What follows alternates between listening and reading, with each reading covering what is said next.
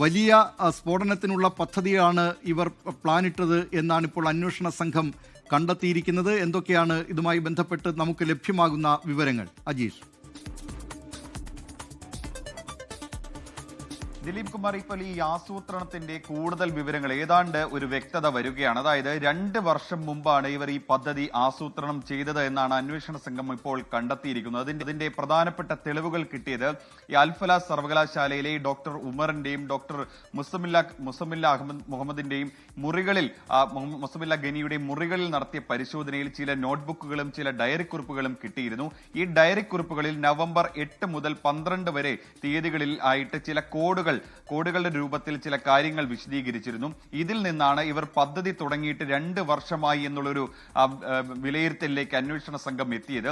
പ്രധാനമായും ഇവർ പദ്ധതിയിട്ടിരുന്നത് ഡൽഹിയിലെ പല സ്ഥലങ്ങളിലും ഡിസംബർ 6 എന്ന തീയതിയിൽ സ്ഫോടനം നടത്താനായിരുന്നു. 6 ഇടങ്ങളിൽ സ്ഫോടനം നടത്താനായിരുന്നു ഇവർ പദ്ധതിയിട്ടിരുന്നത്.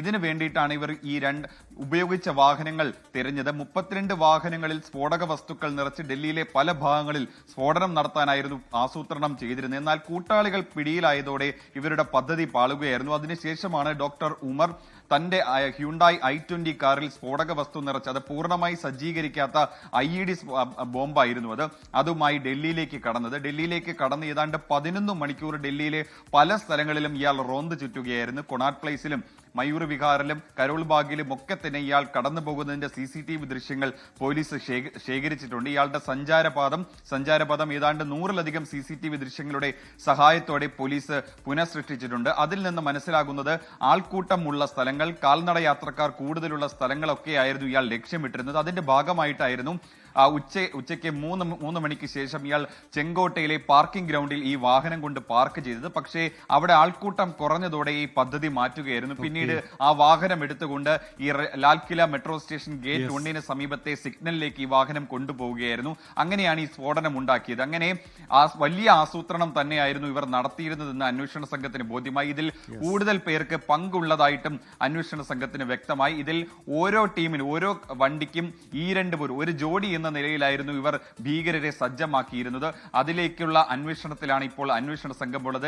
ചില നിർണായക വിവരങ്ങൾ ഇവർ പുറത്തുവിടുന്നത് 4 കാറുകളായിരുന്നു ഇവർ അവസാന ഘട്ടത്തിൽ സ്ഫോടനത്തിനായി വാങ്ങിയിരുന്നത്.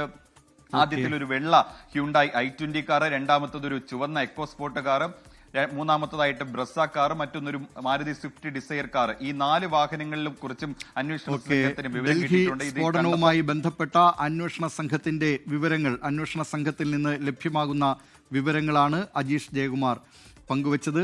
ലോകത്തെവിടെയായാലും ഏത് സമയത്തും 24 വാർത്തകളും ഓഗ്മെന്റഡ് റിയാലിറ്റി പാക്കേജുകളും എക്സ്പ്ലെയിനറുകളും വിശദമായി കാണാൻ ഞങ്ങളുടെ YouTube ചാനൽ നിങ്ങൾക്ക് സബ്സ്ക്രൈബ് ചെയ്യാം.